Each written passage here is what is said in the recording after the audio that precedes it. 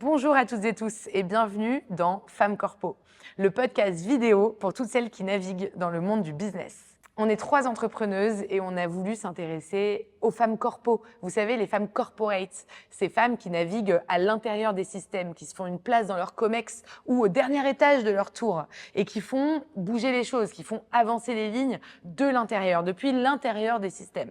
Mais la question, c'est pourquoi on a voulu s'intéresser aux femmes corpo. Pendant 4 mois, avec Julia et Flora, on est au cœur de Paris, dans une résidence Covivio, pour réfléchir à l'avenir du travail. Et comment réfléchir à l'avenir du travail sans porter une attention particulière à la place des femmes dans cet environnement. Parmi les thématiques qu'on va aborder, il y a par exemple, quels sont les avantages d'une vie corpo? Ou encore, est-ce que c'est possible d'avancer dans un environnement si codifié? Au travail, l'habit fait-il le moine? Est-ce qu'on doit dire tout haut ce que tout le monde pense tout bas? Est-ce qu'on peut être vraiment soi-même au travail? Ou comment on obtient ce que l'on veut? Ou encore, comment conjuguer vie de travail et vie de famille? On va donc recevoir plein de femmes corpo talentueuses, engagées, militantes qui vont répondre à toutes nos questions et surtout nous donner des conseils pour naviguer en entreprise.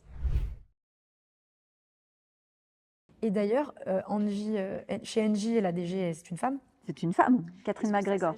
Absolument. Est-ce que ça change les choses dans la culture même de l'entreprise que la boîte, et notamment une boîte du CAC 40, soit dirigée par une femme? C'est un modèle. Elle, en fait, quand elle est arrivée, Catherine, je lui ai dit, écoute, que tu le veuilles ou non, tu es un rôle modèle. Ouais. Elle me dit, mais je le veux. Donc, elle le veut. Mais c'est un rôle modèle, Catherine. Et elle a plus de 50 ans, et elle est formidable, et elle sait ce que c'est. Donc, elle est bankable, elle est incroyable. Pour moi, elle a un véritable rôle modèle. Elle représente les femmes. C'est une industrielle, c'est une femme de terrain. Aujourd'hui, elle est à la tête d'un des plus grands groupes français. C'est une vraie fierté quand même. Hein. Est-ce que c'est pas ça la clé, justement, d'avoir des mentors, d'avoir des rôles modèles? Ouais, des ça, rôles c'est modèles. la clé. La clé, c'est des rôles modèles partout. En fait, on est toutes des rôles modèles en puissance. Bien sûr. Tu es un rôle modèle dans le domaine que tu as toujours défendu. Tu es un rôle modèle dans le domaine que tu défends toujours. Tu es un rôle modèle dans le domaine de l'entrepreneuriat. Vous êtes des rôles modèles. Et ça, c'est hyper important pour la jeunesse. C'est hyper important pour les copines qu'on a autour de nous, pour l'écosystème. Il faut, à un moment donné, qu'on arrive à s'identifier d'une manière ou d'une autre à d'autres pour comprendre quelles sont les clés. On ne va pas y arriver toute seule. C'est collectivement. Il y a de plus en plus de rôles modèles, a priori, si les choses bougent. Oui, mais il faut qu'elles endossent. Quel conseil tu donnerais à une jeune qui veut demander une promotion? D'abord, il faut qu'elle se fasse coacher. Mais elle se fait coacher, pas forcément par un coach, par des mentors. Il faut qu'elle ait des mentors. Il faut être entourée. On va plus vite seul, mais on va beaucoup plus loin ensemble. C'est vraiment la phrase. Donc, l'idée de toujours confronter, tiens, j'ai un entretien demain, qu'est-ce que tu en penses?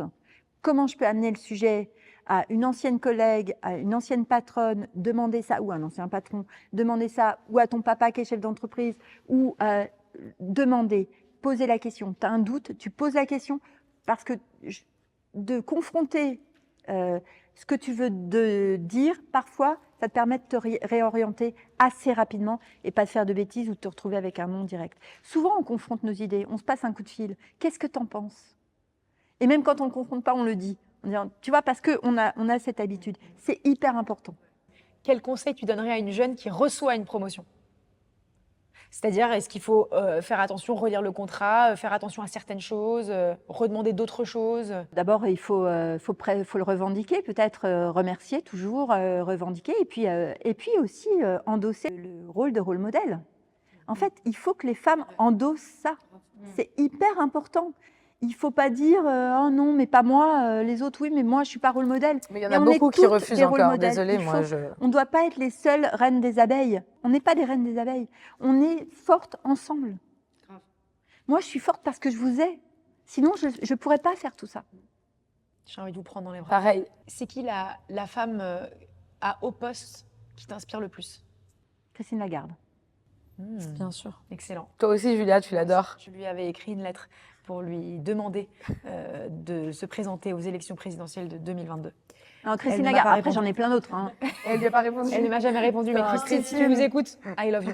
Christine Lagarde, pour moi, c'est le rôle modèle absolu.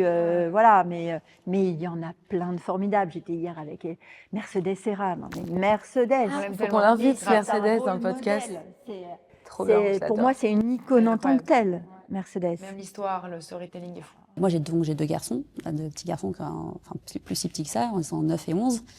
Et je les ai vus grandir et j'ai réussi à arriver où j'en suis aujourd'hui.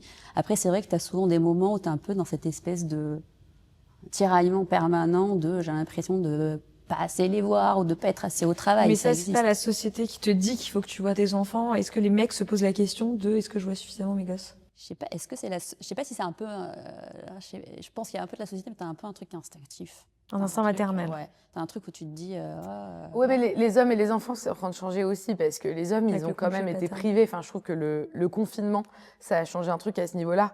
C'est que les hommes, ils étaient quand même beaucoup privés de leurs enfants et pendant le confinement, il y a beaucoup de parents, femmes et hommes, qui se sont rendus compte qu'en fait, passer une journée avec leurs enfants, ça leur était pas souvent arrivé et que c'était incroyable de voir leurs enfants grandir, de les aider plus au quotidien. Et je pense que les jeunes hommes sont aussi en train de prendre conscience qu'être en réunion jusqu'à 20h, alors que tu peux être au parc avec tes enfants, c'est pas ce que tu préfères faire en fait dans ta Bien vie. sûr. Et c'est aussi un sacrifice. Et donc, dans un sens, enfin, je crois que pour l'égalité, c'est aussi un bon argument de montrer aux hommes tout ce qu'ils ont à gagner et pas simplement aux femmes tout ce qu'elles perdent. Est-ce que tu as, en gravissant les échelons, pris confiance en toi et donc proposé plus d'initiatives et plus de... D'ailleurs, tu dirais que tu avais combien de temps fort dans les promotions que tu as reçues? 4. Voilà, 4 gros moments de temps fort. Est-ce que à chacun de ces moments, tu as vécu voilà, le fait de prendre confiance en toi de plus en plus et de proposer plus d'initiatives? Il y a eu clairement un déclic à un moment, alors, il y a forcément un lien, c'est la naissance de mon deuxième fils. Donc je les ai eu très très rapprochés, ils ont 18 mois d'écart. Et il y avait un peu comme une envie je sais pas, de progresser, d'accomplir plein de choses. Ouais. C'était aussi au moment de mes 30 ans, hein, donc je pense que tu as un truc aussi, Bien sûr. cap d'âge. On est en plein dedans, là, je pense, là, tous les trois. Bah, voilà. Moi, j'ai eu 30 ans cette année. Ouais, moi aussi. Donc, un peu une urgence d'accomplir des choses, c'est un peu le moment, il faut y aller. Et donc à ce moment-là, ouais, j'ai changé ma façon de travailler. J'étais moins dans l'accomplissement de tâches opérationnelles et l'envie d'oser, quoi. Mais attends, ça m'intéresse cette histoire des 30 ans parce que ça veut dire quoi exactement? Quand tu as eu 30 ans, tu t'es dit quoi en fait? Tu t'es dit que tu voulais accomplir plus de choses, que tu avais fait les enfants et que Non, tu mais voulais... surtout, moi, ce qui m'intéresse, c'est surtout que les naissances, on a l'impression, aucune de nous trois n'est mère, si quelqu'un se posait la question. Enfin, pas que je sache. Moi, on m'a beaucoup dit que les bébés, c'était un gros frein dans la carrière. Et toi, ça t'a plutôt fait l'effet d'un moteur. C'est un moteur. Ah ouais. Donc ça aussi, c'est un cliché. Parce qu'on pense beaucoup que... Enfin, nous, tu vois, on est de la génération quand même féministe depuis le début. On nous a dit... Enfin, pas pour toutes les femmes de notre génération, mais pour certaines, que pour faire carrière, il fallait vérifier à gagner autant que les hommes, etc. Et que les bébés, ça allait nous tuer, quoi, dans nos carrières. Donc c'est ça, enfin, je trouve que ça, c'est un cliché, tu le démontres. Bah, en tout cas, pour ce qui me concerne, ça a été complètement l'inverse. Il y avait un peu ce truc de... j'ai consacré du temps, j'avais l'impression aussi d'avoir donné tout ce que j'avais de plus beau en moi, mais j'avais aussi envie de construire là. Donc c'était lié aux 30 ans, parce que tu regardes en arrière, effectivement, il y a eu le mariage, il y avait eu les enfants, et dire maintenant qu'est-ce que j'ai envie de faire, j'y vais. J'avais un peu la niaque, quoi, voilà. Et j'avais un peu aussi une forme de m'autoriser à penser à moi. Et il y avait un peu un sujet, c'est un peu un changement. Mais c'est par rapport au fait de dire, les enfants, je les ai faits, entre guillemets, et maintenant, j'avance et, entre guillemets, j'ai ce truc qui est coché, peut-être? Parce que, personnellement, mon angoisse, c'est justement de me dire, j'ai pas encore fait mes enfants, je sais pas trop quand je vais les faire, est-ce que je vais en faire d'ailleurs, mais je sais pas trop quand je vais les faire, et j'ai un peu envie d'avoir cette case cochée pour, après, avancer, quoi. J'ai l'impression que ça t'a donné une force de ce que tu racontes, une confiance pour aborder d'autres choses. Bah, ça m'a donné une force et une confiance. En fait, c'est juste que déjà, quand t'as pas eu d'enfant, tu sais pas comment tu vas vivre la maternité. Ouais. T'en sais rien, tu sais pas si ça va être une source d'angoisse, on a aussi beaucoup idéalisé la maternité, donc t'as déjà quand t'es enceinte, la grossesse que c'est. Moi, j'avais beaucoup d'images de la femme enceinte magnifique qui rayonne avec des cœurs et des arcs-en-ciel. Mais c'était pas du tout ce que moi, il m'arrivait. C'était difficile, t'as un changement de corps, t'es fait. Pas au travail, hein, parce on en parle aussi, ça a été extrêmement bien accepté, ça, j'ai pas eu ce sujet là-dessus. Et après, une fois qu'il arrive, tu te dis, oh là là, et moi, mon sentiment, c'était, en tout cas, que j'avais envie de passer du temps avec mes fils, mais que je serais pas épanouie si je faisais que ça. Ouais. Et tu vois, oui. ça, j'arrive à le dire maintenant. Je pense que pendant longtemps, je trouvais que c'était un peu peut-être gênant de le dire. Et on en parlait avec des personnes de travail qui ont peut-être dit, allez, entre 5 et 10 ans de moins que moi, qui sont devenues mères, et elles l'assument complètement de le dire. Elles font, bah, ouais, moi, je suis une très bonne mère en allant travailler, et je suis très heureuse qu'ils soient en crèche, et j'ai pas de sujet avec ça. Et tu peux voir quand même que le regard de la société, pas toujours encore bien pris, quoi. Mais moi, Et alors, Elisabeth Richard d'Angie, elle nous a dit dans l'épisode 1 que les mentors et les rôles modèles, c'était le plus important, en fait, dans la carrière des femmes. Est-ce que toi, dans ta propre carrière, ces 15 dernières années, il y a eu des hommes ou des femmes qui ont joué des rôles décisifs et qui t'ont permis d'arriver où t'es arrivée? Bah, c'était un des constats, c'est sur le rôle modèle, justement. Alors, je me rappelle, c'était un de tes podcasts, Julia, je crois que tu en avais déjà parlé, où tu posais une question sur quelles étaient les personnes qui t'inspiraient en général. Je m'étais dit, bah mince, en fait, dans les personnes, alors moi j'aime beaucoup, je l'ai jamais rencontré, mais il y avait Paul Ricard notamment, mais j'avais pas d'inspiration, j'avais pas de nom de femme en tête. Ah, bon, on peut penser à Simone Veil, mais elle incarnait autre chose que le côté entreprise finalement. Et donc non, en fait, j'avais pas ça. C'était aussi un peu l'idée de voir mais comment ça se fait, pourquoi les femmes sont invisibles dans l'entreprise.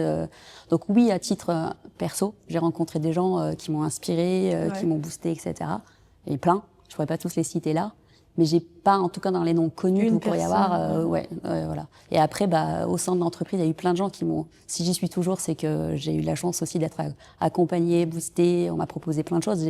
Entre le moment où je suis rentrée et maintenant, j'ai fait énormément de métiers finalement. Tu vois, tu disais, j'avais pas trop de rôle modèle femme à part Simone Veil. Bon, Simone Veil, ok, c'est la boss des rôles modèles, si vous voulez. Le problème, c'est que n'est pas Simone Veil qui veut, c'est-à-dire on peut l'admirer, mais on se voit pas forcément en elle. Or, je pense qu'il y a tout un tas de rôles modèles comme toi qui sont en fait beaucoup plus accessibles dans la projection. Tu vois, ne serait-ce que de ne pas culpabiliser du fait de ne pas être une mère au foyer, c'est déjà quelque chose qui est peut-être pas le cas chez toutes les femmes. Grave. Et en fait, ça, c'est déjà un exemple, ça, c'est déjà un modèle pour faire évoluer la société. Bien qu'on ne culpabilise pas les femmes qui veulent être au foyer non plus, parce que ça va être le combat d'après. Ça va être de dire, en fait, je sais que moi, j'ai été élevée par une mère et une grand-mère très féministes, et que nous, c'était la culpabilité inverse. C'est si tu assumes certains trucs de ton féminin, de ton rôle de mère ou de femme, c'est là que t'es un peu bizarre. Donc il y a un peu les deux. T'es influencé par ton éducation, forcément. Et finalement, l'objectif, c'est quand même d'être libre et égaux, quoi. Et donc peut-être qu'on a besoin d'avoir tout un tas de rôles modèles. Oui, c'est le but de Femme Corpo. c'est ça. C'est voilà, complètement. Des partages qui vend Mais qu'est-ce qu'un rôle modèle? Et d'ailleurs, attendez, j'en profite, désolée, je vous mets un tunnel. J'en profite pour dire que c'est Céline qui a eu l'idée de Femme Corpo. Mais oui. Parce que nous, trois, on n'est pas des femmes corpo, on est des entrepreneuses. Et c'est vrai qu'on vous regarde, vous, les femmes corpo. Et on est d'une certaine surprenant. manière admirative on peut avoir plein aussi. de clichés et on est admirative parce que Céline, t'es une vraie entrepreneuse au sein de ta structure. Une intrapreneuse, on dira. Une intrapreneuse. Oui, mais parce que chaque année, tu as des nouveaux projets que tu montes de A à Z. Donc, Tu vois, du point de vue de l'entreprise, je pense que c'est difficile de se dire je suis un rôle modèle. À moi, rien que le fait de l'entendre comme ça, je me dis, est-ce que c'est lié un peu à l'entreprise? Tu as un côté un peu uniforme, tu fais partie d'un groupe, c'est un peu... L'entreprise, c'est d'abord un nom, c'est pas des personnes aussi, tu as un peu ce côté-là, je pense. Puis tu as le côté chez les femmes, je le vois chez moi, et je le vois aussi dans mon équipe, dans mes collaboratrices. Ce côté, alors c'est un peu cliché, désolé, mais du syndrome de l'imposteur, ce côté pas osé, ça revient à ce que tu as dit tout à l'heure, c'est j'ai envie de prendre l'initiative, j'ose pas trop, mais aussi autour de la confiance en soi, quoi. Après, parler en réunion. Et au poste où t'es là, est-ce que tu dirais que tu as confiance en toi? Oui. Maintenant, alors c'est suite à mon déclic, finalement. Après, j'ai pas réussi à m'arrêter, quoi. C'était un peu le sujet de dire, en fait, voilà qui je suis, ce que j'ai à dire, avec mes particularités, mes qualités et mes défauts aussi. Et d'être plus assumée, ça s'est fait aussi parce que j'étais dans un cadre où il y avait de la confiance. Hein. Je pense que j'aurais pas pu le faire n'importe où, quoi. Je viens d'une famille où tout le monde est fonctionnaire. C'est-à-dire ma mère était instit, ensuite proviseur, mon père était prof d'histoire géo, ensuite il est devenu historien, mes grands-parents étaient dans l'enseignement, tous mes oncles et tantes étaient profs. D'ailleurs, j'ai un de mes frères qui est prof, une de mes sœurs qui est inspectrice de l'éducation nationale, mais qui était instit, directrice d'école, conseillère pédagogique. Donc en fait, pour moi, les métiers, c'était prof. Et en gros, quand tu choisissais ton orientation, tu choisissais juste de quoi tu veux devenir prof. Plutôt prof de maths, plutôt prof de français. Okay, d'accord. Et je voyais pas de métier, j'avais aucun exemple dans ma famille de métier en dehors de l'éducation nationale. Et du coup, évidemment, ce qui me faisait rêver, c'était tout ce qui n'avait rien à voir. Bien Alors, sûr. comme j'avais pas le droit de regarder la télé quand j'étais petite et ado, et j'avais pas le droit de regarder les séries, j'ai regardé en cachette chez mes amis ou chez mon copain. Et il y a un personnage que j'adorais, et je suis en train de me dire que si j'étais ma propre conseillère en communication, je me dirais, dis surtout pas ça. Mais en fait, j'ai adoré Amanda Woodward dans Melrose Place. Vous êtes trop jeune pour vous en souvenir. Non, Melrose Place, J'ai pas la ref. Non, t'es trop jeune pour avoir la ref. Il faut regarder, c'était une série qui était diffusée à l'époque, et donc c'était une nana qui dirigeait une agence de pub. Et en fait, le monde de la pub et de la com, il est quand même très représenté dans les séries, enfin, avant même Mad Men. Là, t'as la ref. Mad Men, ma série préférée, avec Downton Abbey. Bah voilà. Voilà, comme ça, vous Ok, savez tout. bah voilà, là j'ai marqué un point. Donc avant Mad Men, tu avais quand même beaucoup de séries où tu représentes la vie dans une entreprise, c'était la vie dans une agence. Donc en fait, moi j'ai grandi un peu avec ces représentations-là, en fait, en dehors de l'éducation nationale, bah il y a aussi les agences de com. C'était un peu binaire et un peu tronqué, mais c'était un peu mon échappatoire. est-ce que dans ton adolescence ou dans ton enfance ou dans ton cercle familial ou autre, tu avais des représentations de femmes qui étaient haut placées dans les entreprises ou même dans ton imaginaire Alors non, j'ai pas eu de représentation voilà, de femmes avec des belles carrières ou des beaux postes. Par contre, assez tôt, j'ai été animée par une forme de lucidité sur sur l'égalité et l'inégalité des chances finalement, et assez lucide aussi sur le fait qu'il fallait un peu se battre pour obtenir les choses, quoi. Et ça, autant sur le fait que tu sois une femme que sur le fait que tu sois issue de l'immigration. Oui, je pense que les deux, en fait, ont été des vrais marqueurs finalement de ce que je suis et de ce que j'ai à cœur d'essayer de pousser. Et à la fois, ce qui m'a toujours intriguée, c'est que, tu vois, on a une fratrie de 5 enfants et en fait, on n'est pas du tout touchés les uns et les autres de la même Au même façon degré, par ouais. ces sujets-là. Et on n'a pas tout à fait les mêmes parcours, en tout cas, ou les mêmes ambitions pour Alors pour que la vous avez eu la société, même pour les- éducation, quoi. Ouais, Donc, c'est ça qui est Ça, bien. c'est assez intriguant, mais je trouve que c'est aussi la magie Bah, finalement complètement. de l'éducation des enfants et Faut de ce tout qui... pour faire un monde, de Ouais, toute manière. très clairement. Moi, j'ai eu une maman qui nous disait toujours ne dépendez de personne. Et vous, mes filles, plus que les garçons, parce qu'on est 3 filles et 2 garçons, soyez hyper indépendantes, Ouais, quoi. et financièrement aussi. Et financièrement Ouais, ouais. aussi. Mais d'où en fait. l'importance de ce que tu disais, Julia, moi je trouve, sur Alors les qu'elle l'était pas mentors. du tout, hein, pardon. Tu vois, donc c'est très Mmh. marrant. Mais Ouais, ouais. probablement qu'elle se disait Il faut l'être. plus que je le suis pas. Ouais. Au fond, faut qu'elle le soit. Bah ouais. Mais d'où l'important, je trouve, d'avoir des mentors et des modèles, parce que je trouve que pour entraîner son mindset à justement avoir le courage, Bien la sûr. force, la confiance en soi, je trouve que c'est hyper important d'avoir des représentations. Bien sûr. Et deuxièmement, de se dire si cette meuf en a été capable, si cette femme a été capable de faire ça, bah c'est que peut-être moi aussi j'en suis capable. Moi par exemple, il y a toujours un truc où chaque prise de parole, depuis ma première prise de parole, ça a été hyper intuitif. Je me suis dit, Juliette, tu es Beyoncé. Et je ne suis pas Beyoncé, je n'ai pas 1% de son charisme, pas 2% de son chant, parce que je chante extrêmement mal, il faut le dire.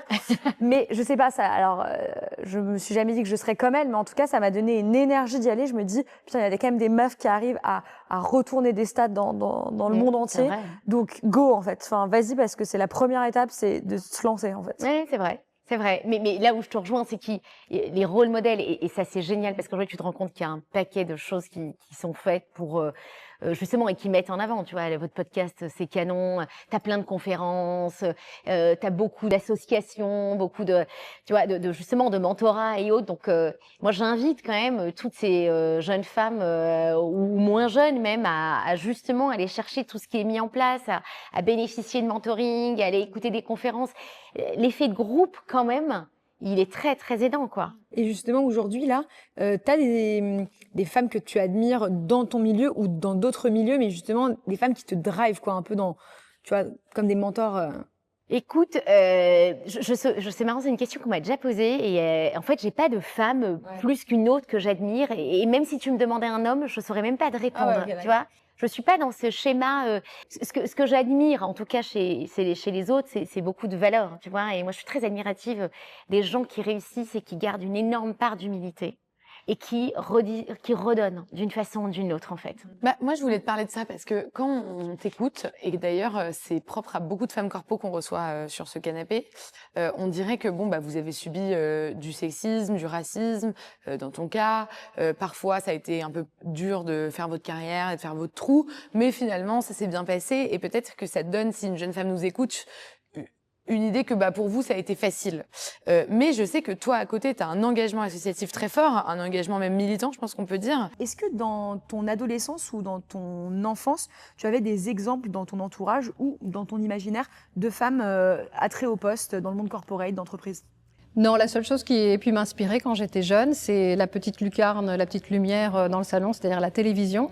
Et là, je voyais des gens comme Anne Sinclair et Christine O'Krent, et je pense que ce sont les deux modèles féminins qui m'ont vraiment inspirée, qui m'ont pas forcément donné envie de faire de la télévision et d'être présente, moi, physiquement à la télé.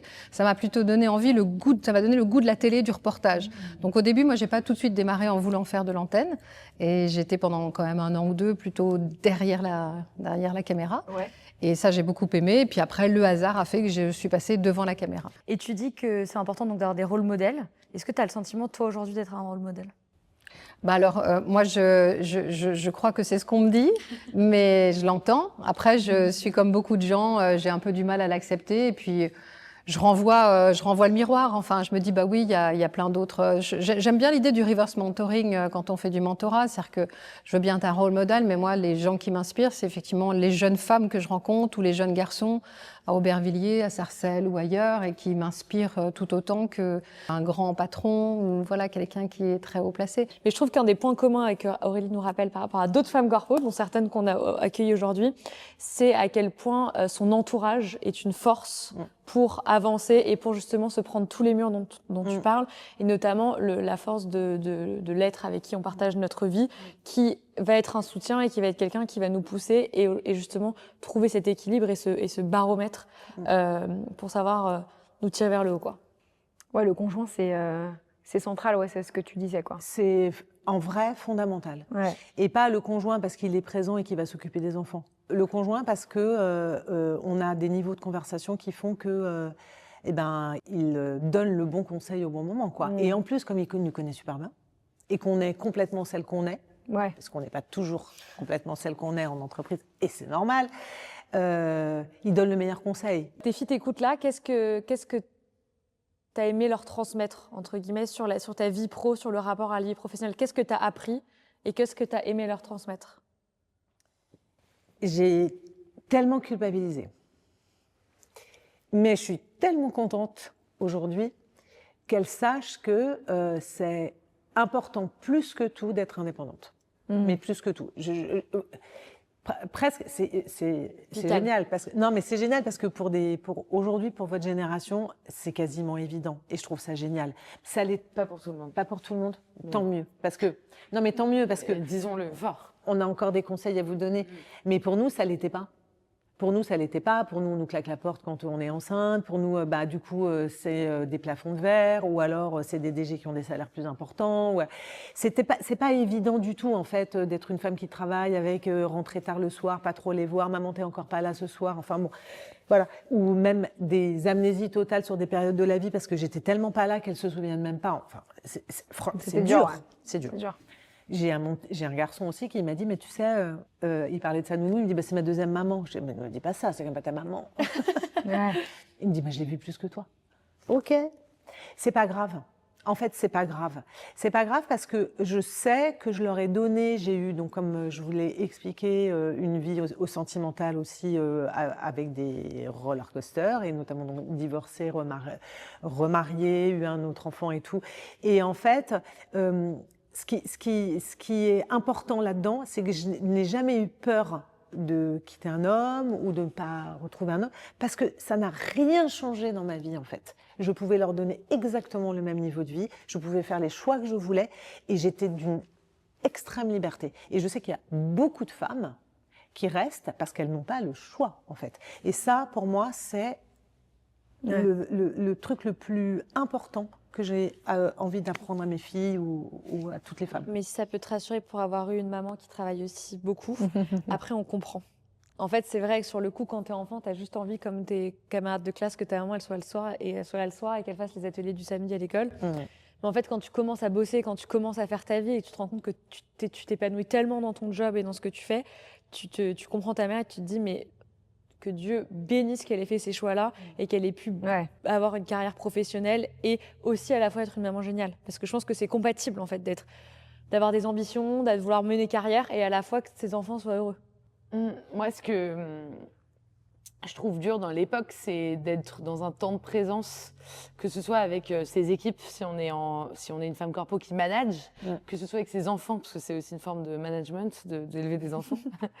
Et je trouve qu'avec WhatsApp, les réseaux sociaux, le truc, tu vois, les mails en continu, etc., je trouve que c'est dur d'être toujours en présence de ce qu'on est en train de faire. Et c'est vrai, tu peux passer 1 heure par jour avec tes enfants, si c'est 1 heure de qualité, ça vaut 12 heures où tu es absente. Voilà, je sais pas comment, toi, ça a bouleversé aussi. Elles sont sur leur téléphone toute la journée, donc c'est pas grave. Oui, donc elles aussi, elles sont pas là. Personne n'est là, en fait. Non, en fait, Personne n'est là. ce que ça donne aujourd'hui, merci Juliette, parce que c'est vrai qu'on sait maintenant, elles ont 28 et 25, donc elles sont devenues des femmes et des adultes. Elles se sont jamais posé la question de travailler ou pas travailler. En fait, c'était évident pour elles. Elles aiment s'épanouir avec ça et tout. Donc, je sais que l'éducation silencieuse, à côté de ça, a été profitable pour les femmes qu'elles deviennent. Ce qui est top, c'est qu'on a des vraies conversations, mais des vraies conversations. C'est-à-dire qu'on peut se parler de boulot, on peut se parler de leurs problèmes, on peut se parler de leurs problèmes personnels comme professionnels. Et ça, franchement, nous, on est arrivés à un niveau de complicité génial. Et ça m'a fait souffrir plus jeune, mais là... No regrets. Non, pas du tout. Je le referai. Je le referai parce qu'aujourd'hui, mais même elles m'envoient des copines, elles m'envoient des copains et des choses comme ça. Et non, mais je trouve ça super parce que, parce que du coup, c'est utile. Et quel conseil tu donnerais justement à... Peut-être, allez, parce que tu as raconté l'anecdote, à une femme enceinte aujourd'hui, avec des gosses, qui se dit oh là là, est-ce que ça va me freiner dans ma vie, dans ma carrière, dans ma vie de famille? Comment aborder ça dans le monde actuel, dans la société actuelle? Aucune concession. Alors l'enfant, c'est au-dessus de tout, en fait. Il n'y a pas de sujet. Enfin, je veux dire, il n'y a pas la vie professionnelle est plus importante qu'avoir un bébé. Enfin, le bébé, c'est ce qu'il y a de plus important dans une vie. Donc, il n'y a pas de sujet. Et ça, moi, tu te dis ça, les hommes comme les femmes? Hommes, femmes. Tu sais, en plus, nous, dans le groupe dans lequel je suis, carrément, on a allongé le congé paternité. Il y a quand même des priorités dans la vie dans laquelle on vit, la vie entière. Donc là, on se parle de corpo, mais on est des femmes corpo qui avons une vie entière. Et dans cette vie entière, en fait, les choix qui sont faits, enfin après, ça dépend des femmes. Il y a des femmes qui n'ont pas envie d'enfants, ça c'est autre chose. Mais pour les femmes qui ont envie d'enfants, c'est au-dessus de tout. Enfin, je veux dire, les boulots, on part, on change. Les gens qu'on rencontre qui sont toxiques, ils sortent de notre environnement un jour. Ça n'existe plus. Mais les bébés, non. Ouais. Mais comment, toi qui as quand même du recul sur ta carrière, quand on a une opportunité peut-être qui peut se présenter, tu sais, maintenant on parle beaucoup du FOMO, Fear of Missing Out, c'est la peur de rater une opportunité ou de rater un événement. Quand on veut faire un enfant, par exemple, on sait que du coup, on va prendre un congé, on va se mettre un peu en retrait. Comment on gère le FOMO professionnel? Enfin, est-ce que si c'est le moment où tu allais avoir ta promotion ou le moment où un problème allait se débloquer, il y a quand même des... Non, il n'y a pas à caler son calendrier de maman sur le calendrier de l'entreprise. Déjà, c'est impossible. Il y a le bon moment avec la personne avec qui on est. C'est tout. Il n'y a que ça qui compte. Tout le reste, ça ne sera jamais le bon moment. Puis en plus, on vous dira que c'est pas le bon moment parce qu'il y avait ça. Ça sera jamais parce qu'il y a à la fois les managers qui évidemment ne voient que leur intérêt, donc vous allez leur manquer, donc c'est super chiant, voilà, c'est sûr. Et puis il y a les autres femmes qui peuvent pas avoir des enfants aussi, donc qui vous renvoient aussi un truc. Non, le seul calendrier qu'on doit avoir, c'est son propre calendrier personnel. Il faut tenir ça parce que c'est le seul salut, en fait. Et j'ai une question plus sur les représentations. Donc, tu es directrice générale adjointe d'un gros groupe, une marque emblématique française.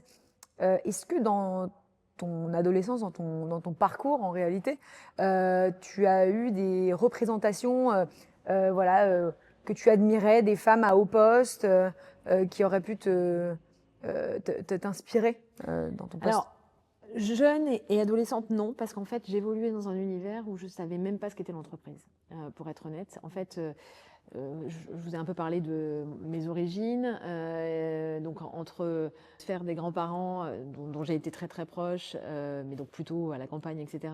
Et ensuite, même mes parents, même s'ils avaient donc plutôt évolué dans un milieu un peu plus urbain, mais finalement profession libérale, enseignant. Et en fait, la notion même d'entreprise, je ne savais pas, on ne parlait pas d'entreprise à la maison. on n'avait pas du tout les mêmes types de connexions qu'aujourd'hui, en fait. Donc, on n'avait pas du tout cette même... Donc, très honnêtement... Là, il n'y avait pas le podcast Femme Corpo, par exemple. Tout à fait, c'est ça. Tout à fait. Mais si tu veux, donc j'ai pas eu du tout de modèle, pour le coup, à cette époque-là, de femmes, en fait, modèles, à la rigueur, tu vois, mais modèles de femmes. C'était dans tout autre registre. C'était une Simone Veil, tu vois. Mais c'est Inconditionnel. Qui en a inspiré plus d'une. Regarde, on a Gisèle Halimi là-bas.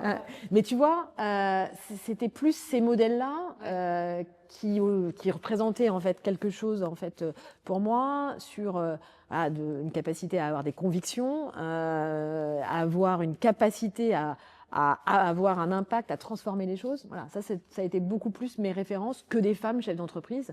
Où honnêtement, voilà, j'étais à des années-lumière de ça en fait. Qu'est-ce que tu conseillerais aux femmes qui ont du mal à trouver un équilibre entre leur vie pro et leur vie perso? En général, c'est parce qu'elles ont une famille. Donc déjà, c'est de choisir le bon partenaire, quel qu'il soit. Alors, attends, désolée, je t'interromps, j'arrête T'es pas de pas te couper, d'accord? je suis désolée. Non, c'est pas que je suis pas d'accord, c'est que j'ai entendu Elisabeth Moreno, ancienne ministre, femme corpo, qu'on aurait pu recevoir d'ailleurs ici, Ouais. faire une conférence. Parcours incroyable, Parcours Elisabeth. incroyable. Et on est sortis de la conférence et elle nous a dit, les filles, en fait, il y avait un groupe de filles qui s'est mis autour d'elle et elle a dit, les filles, choisissez bien votre mari, ça doit être le support de votre carrière, vous devez vraiment le choisir pour qu'il vous aide à arriver où vous voulez aller. Et moi, je me suis dit, ouais, elle a raison. Bon, j'étais célibataire à l'époque, bref, ouais, elle a raison. Ah, parce que tu l'es pas là. Et tu mêles pas de ce qui se regarde pas. Et donc, bref, ouais, non, elle a raison et tout. Mais quand on est une femme de 30 ans, qu'on doit penser notre carrière, penser nos réussites, penser trucs, mais en fait, où est la place pour l'amour? Enfin, à la base, on nous avait quand même dit qu'on devait choisir notre conjoint parce qu'on était tombée amoureuse. Ah non, Tu mais vois? ça c'est la base, Et ça la c'est le premier différence- truc. oui, Il faut mais- tomber oui, amoureuse, oui, mais après, mais la de différence- décider de faire des enfants avec lui. Oui, mais la différence entre tomber amoureuse, qui est un acte passif, on tombe, hein, on choisit même pas, et planifier. Non, mais à la fin, on devient des ordinateurs. Enfin, moi, je peux pas, quoi. Après, c'est trop. Tu vois? Voilà. Non, mais parce que, voilà, c'est des questions t'as raison, personnelles. Marie-Rose. je Mais les- non, je les mets mais, sur la mais je table. comprends, on tombe amoureux, on réfléchit pas, on n'est pas en train de cocher, il coche toutes les cases. On tombe amoureuse, d'accord, mais après, choisir de faire sa vie et de faire des enfants avec quelqu'un, c'est une décision importante qui engage le long terme. Et là, même si on est très amoureux, on a le droit de se poser quelques questions et en tout cas de valider un certain partage de valeurs et de visions communes sur ce qu'est un couple et une famille. Et ok, on peut être très amoureux, mais être très amoureux d'un super macho, voilà, Ouais. ça Oui, va il être faut encore compliqué. trouver Et qui un vous mec dit qui- tout de suite, et qui te dit tout de suite, moi, de toute façon, le jour où on fait des enfants, tu t'arrêtes de travailler.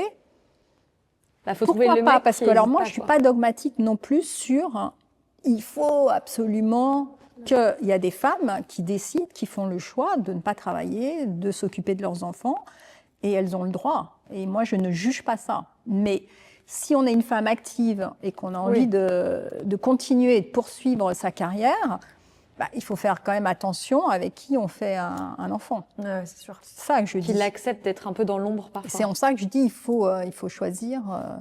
Mais donc, par rapport aux enfants, parce que c'est vrai que c'est ça le cœur des inégalités, c'est quand on fait des Oui. enfants, en fait, Oui. à quel moment... Absolument. eh et c'est bien, ça qui la ralentit la maternité, carrière, voilà, à quel parce moment, que les voilà. femmes s'arrêtent, Tout à fait. etc. Comment t'as géré, toi? Parce que j'ai cru, je crois savoir que tu as 3 filles. Voilà, j'ai 3 filles. J'ai un mari, voilà, qui m'a beaucoup aidée, qui était très présent avec les enfants. Donc je pense que j'aurais pas fait la carrière que j'ai faite si j'avais été mariée avec quelqu'un de différent. Tu les as eu à quel âge? J'ai eu la première à 30 ans. Ouais. Et après, ouais. Et après, 32 et 36. Ok. Et est-ce que tu as des apprentissages d'un congé maternité sur l'autre, si je puis dire? Est-ce que tu en as pris un plus long que l'autre ou... Oui, j'ai pris une année sabbatique, enfin une année de congé parental, pour être plus justement, en me disant, bah tiens, peut-être que voilà, j'ai finalement pas assez de temps disponible pour mes enfants, donc je vais m'arrêter pendant un an. Et voilà, et j'étais heureuse évidemment d'être davantage avec mes enfants. Au début, elles étaient hyper contentes de me voir à la sortie à 4h30. Ça a duré 15 jours, un mois, puis après, elles ne me calculaient pas parce qu'elles avaient leur vie avec leurs copines. Et puis moi, le monde de l'entreprise me manquait trop. Donc pendant cette année-là, j'ai quand même écrit un livre sur les nounous. Sur les nounous? Oui, sur les nounous, sur la relation parent-enfant-nounou avec une psychiatre, Etty Buzyn. Donc moi, j'étais plutôt sur les aspects, je dirais, relations contractuelles, comment est-ce qu'on fait un contrat, comment on la recrute, où est-ce qu'on la trouve, quelles sont les aides, etc. Et puis j'allais l'interroger sur tous les aspects plutôt psy. Comment est-ce qu'on gère la relation, c'est quoi les enjeux, est-ce qu'on se sent dépossédé de son enfant, la relation qui se crée entre l'enfant et la nounou, enfin tous ces aspects-là. Mais c'est intéressant d'avoir écrit ce livre parce que du coup, ça aide potentiellement des femmes à prendre la bonne nounou pour pouvoir développer leur carrière professionnelle. Mais ça pose aussi la question des nounous. Moi, je la trouve passionnante parce que ça pose aussi la question de on se fait payer quelque part pour payer quelqu'un quelque part d'autre qui va élever nos enfants. Donc il y a quand même une espèce de délégation de parentalité et parfois les enfants, ils préfèrent la nounou aux parents à l'instant T parce qu'ils sont plus habitués à donc ça doit causer un trou. En tout cas, il crée une relation de proximité. Je sais pas, mais en tout cas, il crée une très forte relation de proximité avec quelqu'un qui est très présent. Voilà, particulière. Et après, du coup, ça reste quand même un emploi. Enfin, cette nounou, elle occupe un rôle quasi parental, mais ça reste quand même un emploi salarié rémunéré. Donc déjà, il peut être licencié. Enfin, il peut s'arrêter à un moment pour une raison ou une autre. Ouais. Donc on peut couper. Enfin voilà, ce lien qui est. Enfin voilà. Et ensuite, on est quand même. On monétise une relation d'élévation d'un enfant, enfin affective. Ouais. C'est tout ça que j'aborde dans ce livre. Et on fera un podcast sur les nounous. Voilà. Maintenant, il date un peu parce que c'était 2004. Donc, et tu étais allée sur le plateau de Laurent Ruquier, si je Oui, j'avais été interviewée à l'époque par... Oui, donc en fait, même quand tu t'arrêtes de travailler, oui, j'ai du mal à rien faire. Tu fais un truc stylé en fait, tout le temps. Oui. Ok, d'accord. Stylé, je sais pas, bravo, mais en tout cas, je fais un truc. Et qu'est-ce qu'on disait? Pourquoi on disait ça? Je sais pas, que t'étais... On a divagué sur les nounous. Mais pour gérer sa vie pro et perso. Ouais, c'est ça. Donc, un partenaire, quand même, une logistique, ne pas culpabiliser, parce que si c'est pour avoir mal au ventre toute la journée, c'est pas possible, quoi. Donc, voilà. Et aujourd'hui, on a la chance, en plus, d'avoir des outils de communication, d'avoir du télétravail. Je veux dire, pour les femmes, ça a quand même beaucoup aussi amélioré les choses, hein. Ouais. Pour conclure. Et il n'y a pas de recette miracle. Donc chacune va mettre le curseur là où elle peut, là où elle veut, et puis là où elle peut. Et il faut être présent à l'instant présent, c'est-à-dire présent quand on est au boulot et présent quand on est avec ses enfants. Et pas. Cela dit, moi j'ai toujours appelé. D'ailleurs, mes équipes se sont bien foutues de moi parce que j'appelais toujours mes filles tous les jours, tout le temps. Tout en travaillant et en étant impliquée dans ce que je faisais. Est-ce que tu avais des exemples de femmes à haut poste quand tu étais plus jeune ou pendant tes études ou pendant tes premières années d'entreprise? Est-ce que tu avais des idoles comme ça qui avaient des hauts postes? Alors quand j'étais jeune, pas tellement parce que c'était pas justement mon milieu. Donc j'avais pas je côtoyais pas de femmes corporate d'entreprise. Non, mes modèles, c'était plutôt les femmes de ma famille, si je puis dire. Ouais, bien sûr. C'était plutôt mes grands-mères, ma mère, ma tante, qui ont toutes été des femmes indépendantes, qui ont travaillé, et puis extrêmement courageuses dans les épreuves de la vie. Tu vois. On peut dire que l'indépendance est héréditaire? Enfin, je veux dire que la volonté, la liberté, on a envie évidemment de la transmettre. Absolument. Voilà. Et l'indépendance financière encore une fois, on est sur le rôle modèle. Ouais. Tellement important. Mais t'es un rôle modèle. Hein. Je sais pas. T'es un grand rôle modèle, si. Complètement. Et que les parents sont, pour la plupart de nos invités, des rôles modèles. En vérité, ils nous ont beaucoup parlé, toutes nos invités nous ont beaucoup parlé du rôle du père, à quel point ils ont fait confiance en leur fille, etc. J'ai trouvé ça dingue. Peu d'exemples de femmes.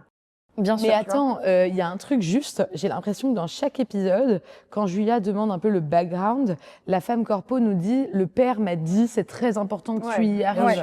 Et je crois que le rôle du père, c'est aussi de pousser, à ce niveau-là, c'est Enfin, c'est les pères qui ont beaucoup joué ce rôle. Oui, de toute façon, en règle générale, les enfants sont portés par la confiance et à l'amour, évidemment, d'abord, avant toute chose, et le regard de confiance que les parents ont porté sur les enfants. Et je pense que pour les filles, évidemment, le regard d'un père, c'est extrêmement fondateur et important. Complètement. Moi, j'ai plus l'impression que mon père subit un peu le féminisme, etc.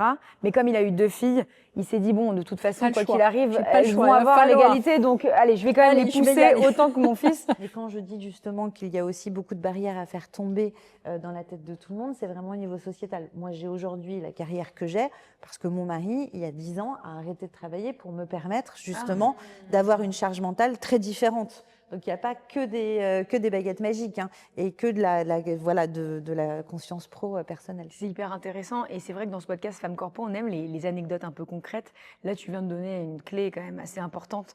Ton mari, effectivement, à un certain moment, raconte un peu comment ça s'est passé, comment naturellement il s'est proposé ou tu lui as demandé Alors, en fait, nous, à l'époque, nous travaillions beaucoup tous les deux, mais parce qu'on aime ça et parce qu'on s'amuse. Donc, sinon, on ne le ferait pas. Voilà. Donc, par rapport au temps de travail, c'était plutôt pour se dire, attends, il y a un truc encore, j'ai une super bonne idée. Donc, on continue, on avance et on a toujours essayé tous les deux de faire différemment ou plus. Et puis, on s'est retrouvés dans une situation où, c'était il y a même un peu plus de 10 ans, nous avons 2 enfants qui maintenant ont 21 et 22 ans. Et à l'époque, nous avions une nounou pour le matin parce qu'on partait très tôt, une nounou pour le midi parce qu'on avait un des enfants allergènes à ce qu'on mangeait à la cantine, une nounou qui allait les chercher le soir, puis une nounou qui complétait en fait l'étudiante qui allait les chercher le soir. Puis pour gérer la maison, on avait une aide qui nous accompagnait pour la maison. Donc on avait tous les fins de mois une comptabilité à gérer pour notre maison. Donc c'était un moment complètement idiot. Enfin, un moment où on s'était assis tous les deux en se disant mais c'est totalement idiot. On profite pas, on profite pas vraiment, comment ça se passe, et puis on se posait ces questions, on avait déjà posé ça sur la table tous les deux de façon totalement éclairée en se disant bon c'est quand même un peu stupide mais bon voilà, on court et puis parfois on a la tête dans le guidon puis on avance. Et il y a presque un peu plus de 12 ans, en fait l'ancien président de JLL m'a proposé un job mais qui devait en fait m'empêcher de continuer un job que j'adorais aussi et il m'en a parlé le vendredi soir, je suis rentrée à la maison avec mon partenaire et on a discuté tous les deux et on s'est dit, écoute, en fait, j'adore ce que je fais, j'adore le nouveau job, mais si je pouvais faire les deux, ce serait magique. Et là, ça a été une révélation. On s'est dit, en fait, c'est possible que tu fasses les deux si on s'organise bien. Donc, moi, je te propose de m'occuper de toute ta charge mentale de la maison, de tout ce qu'il y a à gérer autour.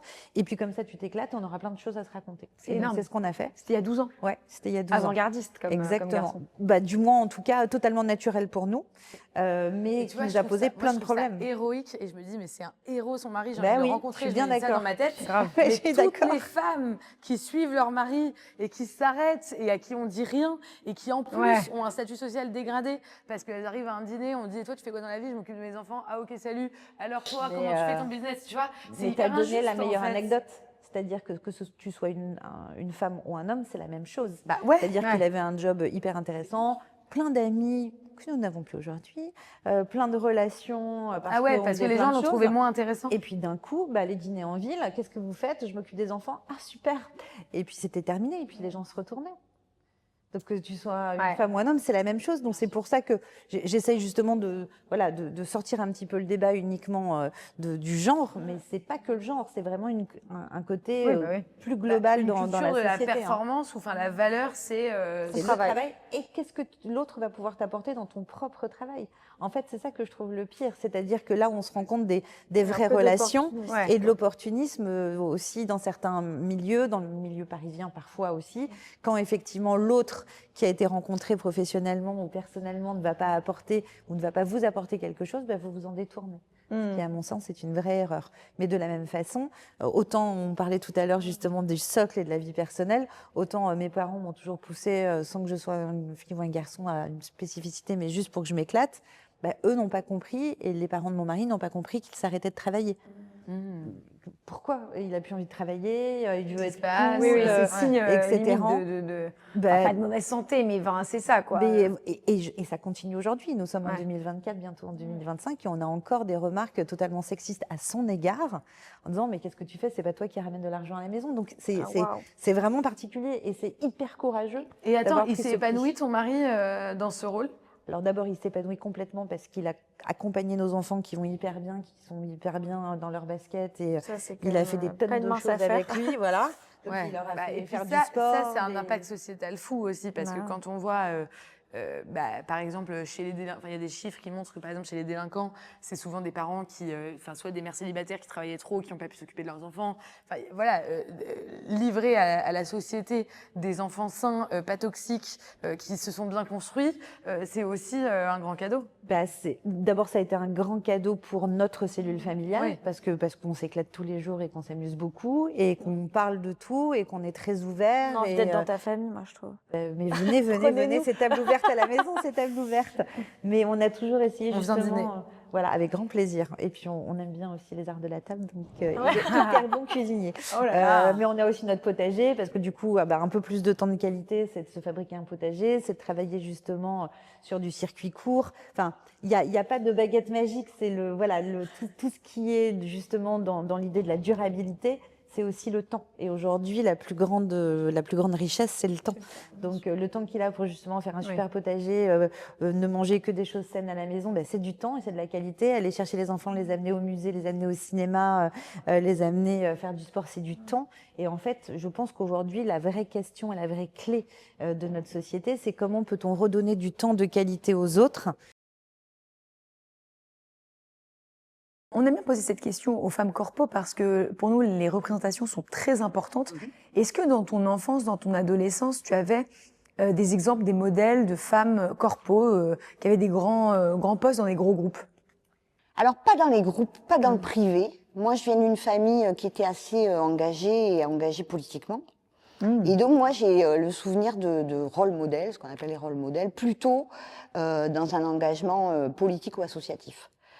Chez nous, on n'était pas très entreprise privée. J'ai un père médecin, j'ai une mère sage-femme. Et donc, l'entreprise, c'était pas trop le modèle de la maison. En revanche, je te dis, j'étais entourée de femmes, pas mal, et d'hommes, évidemment, engagés politiquement. C'est ça, moi, dans ta famille? Ma référence. Dans ma famille et donc, a fortiori, dans mon entourage, puisque mes parents étaient très engagés dans des assos, dans des groupes politiques, etc. Et donc, moi, mon quotidien, c'est ça. C'est d'aller aux réunions politiques, c'est de recevoir des gens, etc. Et il y avait une femme politique particulièrement? La mienne, ma mère, qui était qui a été députée. Elle a travaillé d'abord dans des collectivités locales, territoriales, etc. Donc déjà le premier modèle c'est celui-là. Et puis tout ce qui était autour, donc ses collègues, les élus, etc. Donc moi j'ai grandi là-dedans en fait. On parle beaucoup de représentation puisque ce podcast s'appelle Femmes Corpo, donc c'est vrai que la représentation des femmes à haut poste est assez importante et elle est très manquante. Est-ce que toi, dans ton adolescence, tu avais des exemples comme ça de femmes très haut placées dans ton entourage peut-être personnel ou carrément même dans ton imaginaire? Alors c'est vrai que j'avais évidemment beaucoup d'hommes en rôle modèle, des hommes d'ailleurs auxquels je m'identifiais assez bien, bizarrement, parce que je disais à mes parents, je disais à mon père qui était juge, peut-être un peu pour l'embêter au début, mais que je voulais être Dr Dre. Voilà, ouais. Et, déjà punk. Un peu punk, voilà, plutôt un peu adolescente rebelle, on va dire. Et par contre, j'avais quand même des exemples de femmes, notamment dans l'industrie de la musique. J'avais l'exemple de Sylvia Rhone, qui était la première femme noire américaine à diriger un label. Elle dirigeait East West dans les années 80. Puis ensuite, elle a été présidente de Motown.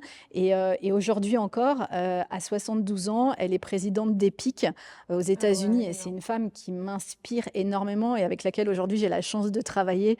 Et j'en suis tellement heureuse. Et voilà, j'ai énormément de gratitude pour cette femme qui m'a beaucoup inspirée. Mais il y en a d'autres aussi en France. Il y avait quelques femmes comme ça où je lisais des articles qui m'inspiraient beaucoup. Il y avait Laurence Leny qui avait signé NTM chez Sony dans les années fin des années 80. Il y avait Valérie Michelin chez Columbia. Il y avait Laurence Twitou chez De Label. Donc il y avait déjà des femmes dans l'industrie de la musique qui m'inspiraient. Si tu avais le pouvoir de changer un truc dans le monde du business à coup de baguette magique, ce serait quoi? Ce serait une parité de femmes sur la scène et derrière la scène. Je pense qu'aujourd'hui, il y a encore beaucoup de chemin à faire, à la fois sur scène, pour avoir plus de femmes dans les rôles modèles. Mais moi, ma fille fait de la batterie. Elle me demande de citer des batteuses. c'est pas facile. Quand je l'amène dans des concerts, elle me dit tout le temps pourquoi il n'y a jamais de filles qui font de la batterie. Donc voilà, j'ai envie qu'elle puisse grandir aussi avec ces modèles-là. Donc il y a des associations qui font un superbe travail. Je pense à More Women on Stage par exemple, qui se bat pour qu'il y ait plus de femmes. Mais c'est un sujet. La route est encore longue, ça progresse, mais il y a encore beaucoup de choses. Et évidemment, derrière la scène aussi, tous les métiers techniques et puis évidemment les métiers dans notre industrie, donc de femmes qui dirigent des labels à des femmes techniciennes, backline, son, etc. Qu'est-ce que tu dirais à toi, Marianne, En Auvergne. en Auvergne? Non, mais je dirais sois curieuse, va rencontrer toutes ces personnes qui ne sont pas de ton milieu, va écouter. Absorbe, sois une éponge, prends, nourris-toi. Ça, moi, je pense que c'est la clé pour être une bonne dirigeante et en tout cas pour pouvoir inspirer. Je pense qu'il faut d'abord évidemment énormément se nourrir et puis voilà, décloisonner, quoi, aller voir des choses qui sont hors des sentiers battus, qui sont très très loin de nous a priori. Et moi, je fais l'exercice, c'est hyper difficile, mais j'ai une liste dans mon téléphone de personnes que j'aimerais rencontrer, avec qui j'aimerais déjeuner. Et j'encourage très vivement les gens chez Sony à faire une fois par semaine un déjeuner avec quelqu'un qu'ils ne connaissent pas. Et en fait, je me force à faire ça et je me prends encore des vents et j'essaye. Voilà, je lis un article dans les Échos, je fais « Ah, génial !» Hop, je note la personne. Voilà, dimanche, là, j'ai encore écouté un podcast avec une femme médecin formidable, j'ai noté son nom. Voilà, enfin, je pense que toutes ces rencontres-là sont extrêmement nourrissantes. Attends, J'aime beaucoup ce conseil. tu notes le nom de la médecin et après tu lui écris et tu lui proposes un déj. Oui. Ah mais c'est génial. Et ça marche pas toujours, mais Non, j'ai mais parfois, rencontré ça marche, un bien nombre sûr. incroyable de gens. Et puis surtout, moi, voilà, je pense que je suis plus créative et je suis une meilleure dirigeante parce que j'apprends beaucoup. Et ça aide, je pense, d'être présidente de Sony quand on envoie un Ah, bien message sûr, pour mais- déjeuner à quelqu'un, non? Bien sûr, mais absolument. Mais moi, je le fais depuis longtemps. C'est-à-dire que je le fais depuis que je suis à l'EDEC. Ah Et, oui. je le fais depuis toujours. C'est-à-dire, j'utilisais l'annuaire de l'EDEC pour contacter des gens. Il y en a qui disaient oui, il y en a plein qui répondaient pas. Et d'ailleurs, je pense que moi, je reçois aussi énormément de sollicitations sur LinkedIn. Je peux pas évidemment accepter tout, mais par contre, j'ai un point d'orgueil. J'essaie vraiment de répondre à tout le monde. Parce que j'ai été moi-même cette étudiante où on ne répondait pas. C'est hyper frustrant. Donc j'essaie de répondre à tout le monde et au moins de les envoyer à droite, à gauche ou d'essayer de donner le petit conseil ou d'aider. Mais très bon conseil, on ignore souvent que les personnes répondent souvent, donc on peut écrire un peu à tout le monde. Aujourd'hui, c'est ça qui est pas mal avec LinkedIn et autres. Et deuxième conseil, moi, il m'est arrivé d'écrire un message à quelqu'un et que la personne ne me réponde pas et que je me dise mais c'est terrible, cette personne n'a pas envie de me voir ou de me parler. Et qu'après, je croise cette personne et qu'elle me dise « Ah, mais je suis tellement désolée, j'ai oublié de te répondre. » Et en fait, faut pas aussi hésiter, alors faut surtout pas harceler les gens, mais faut surtout pas hésiter parfois à retenter sa chance 3 mois après, 3 semaines après. Bien enfin, sûr. Voilà, et c'est vrai, non, mais on se sent jugé peut-être par l'autre. En tout cas, moi, c'est mon cas. Je me dis, ah, mais il doit se dire que je suis folle d'oser lui parler, un truc comme ça. Et en fait, pas du tout. Les gens sont souvent ouverts et contents de rencontrer des nouvelles personnes. Et surtout quand on est jeune, maintenant que je deviens moi-même de moins en moins jeune, je me rends compte, non, et quand on est jeune, on se dit, bah, on va déranger parce que, en fait, voilà. Mais aujourd'hui, comme toi, tu l'as dit, tu as besoin de comprendre qu'est-ce qu'une personne de 20 ans écoute comme musique. En fait, on a tous aussi envie, on a tous cet intérêt-là d'avoir. Moi, j'ai des amis plus vieux, mais j'ai aucun ami de 18 ans, par exemple. Et récemment, je me faisais la réflexion, je me disais, c'est pas normal d'avoir des amis qui ont 15 ans de plus, mais pas qui ont 15 ans de moins. Donc, il y a aussi une curiosité vers les jeunes. Et je pense que ça, quand on est étudiant, on s'en rend pas forcément compte. Moi, je pense aussi qu'être mère, ça nous apprend à être aussi, je pense, une meilleure dirigeante, puisque moi, j'ai aussi... ça me permet de cultiver, de développer plein de qualités. L'empathie, notamment. L'empathie, la patience, et puis aussi la créativité. Et effectivement, moi, d'avoir cette jeunesse à la maison, je pense que c'est ultra intéressant aussi. C'est marrant, quand tu t'es présentée, tu n'as pas commencé par dire présidente de Sony, tu as dit mariée 2 enfants. Ouais. Donc ça prouve à quel point... Oui, et 2 enfants, oui, et puis mariée aussi, parce que en fait, c'est une aventure collective, tout ça. Et j'ai un mari qui a fait plein de sacrifices dans ma carrière. Quand je lui ai dit on déménage à New York, j'ai une super opportunité de travail, il a démissionné, il a perdu son job pour me suivre. Donc en fait, c'est vraiment aussi, c'est aussi pour ça que quand je me présente, c'est un tout. Et je ne suis pas la seule aussi dans cette aventure. Oser, c'est déjà réussir, quoi. J'aime beaucoup ce thème de fin d'effectivement le mariage, enfin en tout cas la relation conjoint-conjointe qui t'accompagne et qui peut aussi faire des sacrifices. Ça marche aussi dans l'autre sens. L'homme peut faire aussi des sacrifices pour la femme. C'est trop bien. C'est plus rare, mais ça arrive. On réussit jamais seul, en tout cas, je pense.